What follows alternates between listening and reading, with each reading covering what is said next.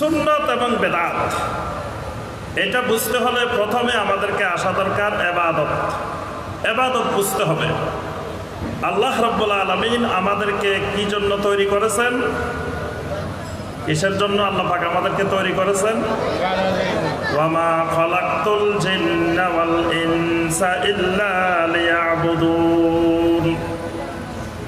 সূরা জারিয়াতের 56 নম্বর আয়াত। আমরা সকলেই জানি যে আল্লাহ পাক মানুষকে বানিয়েছেন, জিনকে বানিয়েছেন ইল্লা লিয়াবুদুন, একমাত্র আল্লাহ রাব্বুল আলামিনের ইবাদতের জন্য। কোরআনে কারীমের প্রথম থেকে যদি তেলাওয়াত শুরু করে, আলিফ লাম মিম যালিকাল কিতাবু লা রাইবা ফিহি হুদাল লিল মুত্তাকিন, এখান থেকে তেলাওয়াত করতে করতে সামনের দিকে আসেন। কোরআনে কারীমের প্রথম দিকে আল্লাহ রাব্বুল আলামিন কোনো নির্দেশ দেন নাই। আল্লাহ রাব্বুল আলামিন মুত্তাকিনের গুণাবলী বর্ণনা করেছেন, কাফেরের কথা বলছেন, মুনাফিকের কথা বলছেন, অনেকগুলো মাসাল দৃষ্টান্ত উপস্থাপন করেছেন।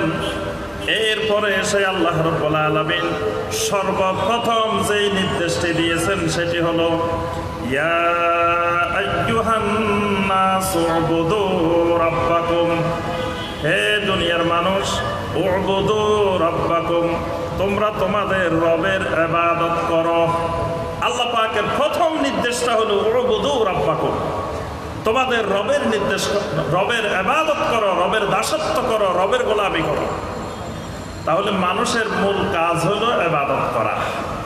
ইবাদত করতে হলে দুটি জিনিস নিশ্চিত হওয়ার পরে ইবাদত করতে হবে। একটি হলো ইবাদত কার জন্য করব, আরেকটি হলো ইবাদত কেমনে করব। এই দুটি জিনিস নিশ্চিত না হয়ে কোনো ইবাদত করা যায় না। প্রথম নিশ্চিত হতে হবে আমি ইবাদত করব কার, ইবাদত কার জন্য, এটা একবারে নিশ্চিত হয়ে নিতে হবে।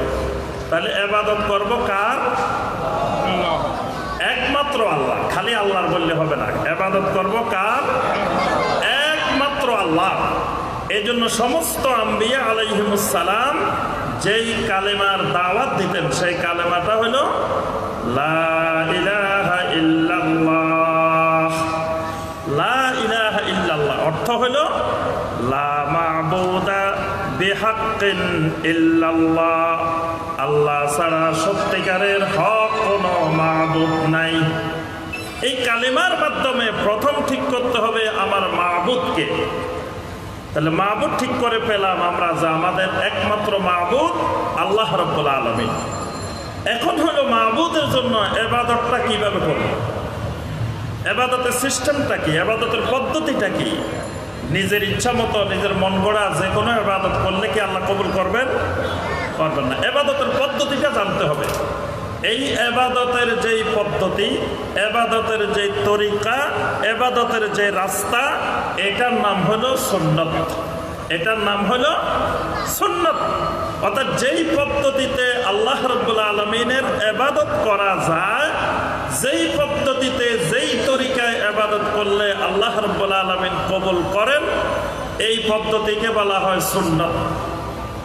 এই পদ্ধতি থেকে একটু ডানে বামে চলে গেলে, উল্টা রাস্তায় চলে গেলে, তাহলে ওই যেই রাস্তায় গেলে ইবাদত আল্লাহ রাব্বুল আলামিন পর্যন্ত পৌঁছে না, উল্টা রাস্তায় চলে গিয়ে গন্তব্যস্থলে পৌঁছা যায় না, কোনো নদীতে গিয়ে, কোনো সাগরে গিয়ে, কোনো এক জায়গায় গিয়ে থেমে যেতে হয়।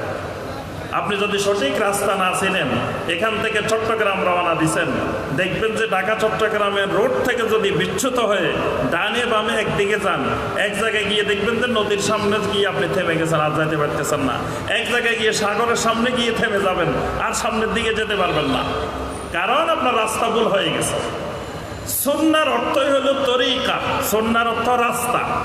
এই রাস্তাটা হলো সিরাতুল মুস্তাকিম, এই রাস্তাটাই হলো জান্নাতের রাস্তা। এর বাহিরে ডানে বামে গেলে এই রাস্তাগুলো দেখবেন জাহান্নামের কাছে যায় থেমে যাবে, জাহান্নামের দিকে চলে যাবে, এটা উল্টা পাল্টা চলে যাবে। এই রাস্তাগুলোর নাম হলো বেদাত। সুন্নত হলো সোজা রাস্তা, আর সুন্নতের বাহিরে ডানে বামে যে রাস্তাগুলো বিভিন্ন দিকে চলে গেছে এইগুলার নাম হলো বেদাত। এটাই হলো সহজ ভাষায় সুন্নত আর বেদাত। এই জন্য আল্লাহ